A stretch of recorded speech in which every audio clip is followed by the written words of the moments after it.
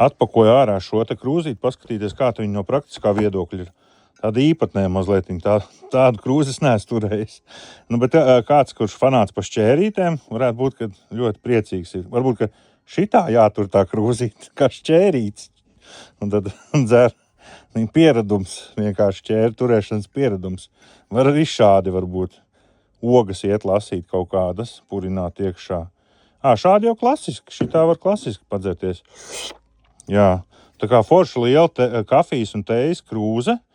Te bija meitenē vēl ideja, kad viņu var izmantot arī kā dekoratīvu krūzīti, kurā var likt iekšā šķēres, visādas rokdarbu piedarumus, vai arī kaut kāds slēptais konču trauciņš, kurā ir salduma trauciņš tāds nolikts malā, arī kā dekorācija. Tā kā ļoti forša dāvaniņa kādam no ģimenes, kurš īpaši aizrāvies kaut kādiem rokdarbiem ar šūšanu.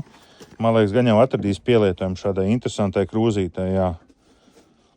Ja nu kaut kur šķēres pazūd, tad var paņemt šitās, mēģināt kaut ko nogriezt.